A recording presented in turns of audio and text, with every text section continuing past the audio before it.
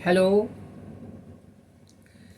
भाइयों और बहनों एवं प्यारे बच्चों, मैं हितोपदेश की 31 कहानियों की श्रृंखला प्रस्तुत कर रहा हूँ। आप इसे जानें। मैं इंद्रजीत नारायण सिंह यूट्यूब से MSc anthropology and psychology LLB संविधान विशेषज्ञ। अब सुने, इस हितोपदेश के कुछ 4 भाग हैं। पहला है मित्र लाभ, दूसरा है सुहृदय भेद, तीसरा है विग्रह, चौथा है संधि। सुने, गंगा के किनारे पटना एक नगर है। उसका पुराना नाम पाटलिपुत्र था। यहाँ के राजा सुदर्शन थे। उसके 4 पुत्र थे। चारों पुत्र मूर्ख थे। राजा ने एक सभा बुलाई। सभा में राजा ने कहा कि मेरे चारों पुत्र मूर्ख हैं। जो भी विद्वान चारों पुत्रों को राजनीति एवं व्यवहार नीति द्वारा शिक्षित बना देगा उसे अपार धन मिलेगा। विद्वानों के बीच से एक व्यक्ति विष्णु शर्मा ने उन्हें शिक्षित करने का आश्वासन दिया। अगले दिन से शिक्षा का कार्य शुरू हुआ। विष्णु शर्मा ने कहानियाँ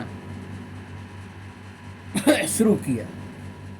पहला भाग मित्र लाभ है और आज की दूसरी कहानी है लालच का फल।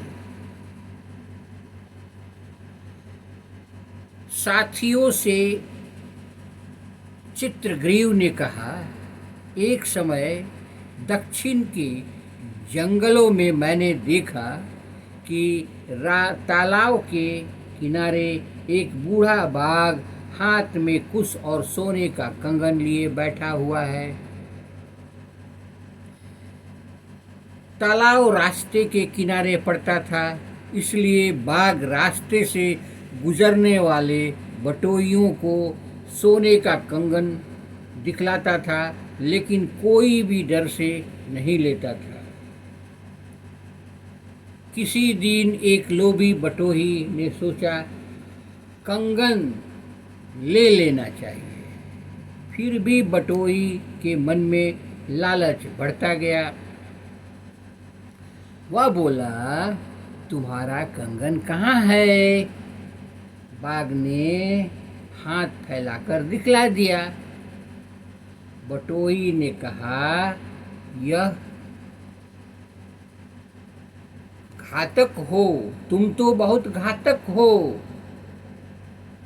तुम पर विश्वास कैसे किया जाए? बाघ ने सफाई देते हुए कहा, हे भोले पथिक, मैंने जवानी में कई आदमियों को मारा है, जिसका फल मिला कि मेरे बच्चे शिकारियों के शिकार हो गए।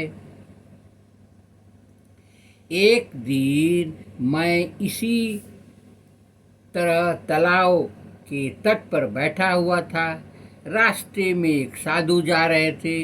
उन्होंने कहा, तुम कुछ दान धर्म करो, तुम्हें शांति मिलेगी। उन्हीं के उपदेश से मैं दान धर्म करने लगा।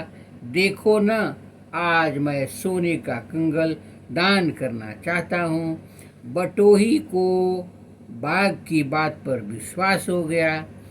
बाघ के कथनानुसार बटोही तालाब में स्नान करने गया।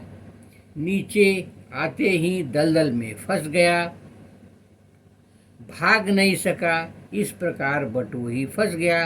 बाघ उसकी ओर बढ़ा और उसे मारकर खा गया। अब सुनिए शिक्षा। नदियों का, हथियार वालों का, नख और सींग वाले जानवरों का, स्त्रियों का और राजाओं का विश्वास नहीं करना चाहिए। अब आगे की कहानी सुनिए।